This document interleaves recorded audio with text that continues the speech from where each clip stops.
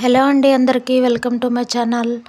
ఈరోజు నేను చూపించే రెసిపీ వచ్చేసి ఇంట్లోనే ఈజీగా ఎగ్ పఫ్లు ఎలా తయారు చేసుకోవాలో చూపించబోతున్నాను.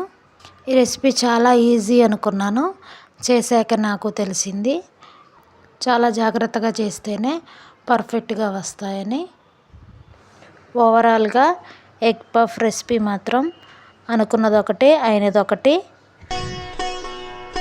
ఇలా ఎందుకు జరిగిందో వీడియో ఎండ్ వరకు చూసి కామెంట్ చేయండి. ముందుగా ఎగ్ పఫ్ రెసిపీ కోసం 8 గుడ్లను ఉడికించుకోవాలి. ఇప్పుడు 2 పెద్ద సైజు ఉల్లిపాయలని బారుగా కట్ చేసుకోవాలి. పచ్చిమిర్చి కూడా వీడియోలో చూపించిన విధంగా కట్ చేసుకోవాలి. ఇప్పుడు వెడల్పాటి కళాయి తీసుకొని అందులో తగినంత ఆయిల్ వేసుకొని పచ్చిమిరపకాయలు, ఉల్లిపాయలు దోరగా ఫ్రై చేసుకోవాలి. ఒక అర స్పూన్ పసుపు యాడ్ చేసుకోవాలి. అలాగే రుచికి సరిపడినంత సాల్ట్ కూడా యాడ్ చేసుకోవాలి. ముందుగా మనం ఉడికించుకున్న గుడ్లలోంచి ఒక గుడ్డును తీసుకొని సన్నగా ముక్కలుగా కట్ చేసుకోవాలి. ఈ కట్ చేసిన మిశ్రమాన్ని ఫ్రై చేసిన ఉల్లిపాయల్లోకి యాడ్ చేసుకొని మిక్స్ చేసుకోవాలి. ఒక గుడ్డు అయితే సరిపోతుంది. పచ్చిమిర్చి కారం సరిపోదనుకుంటే కొంచెం కారం కూడా యాడ్ చేసుకోవచ్చు. ఇప్పుడు స్టఫింగ్ రెడీ అయిపోయిందండి. మనం ఉడికించుకున్న గుడ్లను నీట్గా క్లీన్ చేసుకొని వీడియోలో చూపించిన విధంగా సరి సమానంగా 2 పీసెస్గా కట్ చేసుకోవాలి.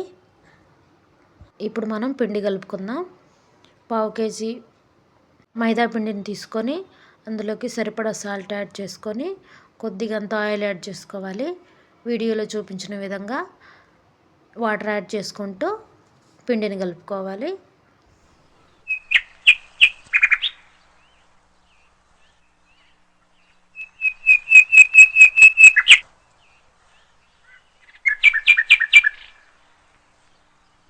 ఈ విధంగా పిండిని కలుపుకున్నాక మనం చపాతీలు ఒత్తుకోవాలి. ఈ చపాతీ మిడిల్లో మనం ముందుగా తయారు చేసుకున్న స్టఫింగ్ని ఒక స్పూన్ తీసుకొని ఎగ్ని కూడా అందులోనే బోర్లించి పెట్టుకొని ఈ విధంగా ఫోల్డ్ చేసుకోవాలి. ఈ విధంగా మిగతా చపాతీలన్నిట్లు కూడా ఇలానే స్టఫింగ్ చేసుకొని ఎగ్ పెట్టేసుకొని ఫోల్డ్ చేసుకోవాలి.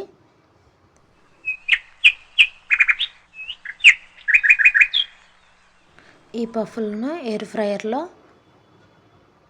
కుక్ చేసుకోవాలి. దీనికోసం పేపర్ను మనం ప్లేట్లోకి తీసుకొని పఫ్లను అందులో యాడ్ చేసుకోవాలి. పఫ్ల పైన కొద్దిగా ఆయిల్ను స్ప్రెడ్ చేయాలి. ఎయిర్ ఫ్రైయర్లో ఎగ్ పఫ్లను 180 degrees దగ్గర కుక్ చేసుకోవాలి. ఆ విధంగానే టైం సెట్ చేసుకోవాలి.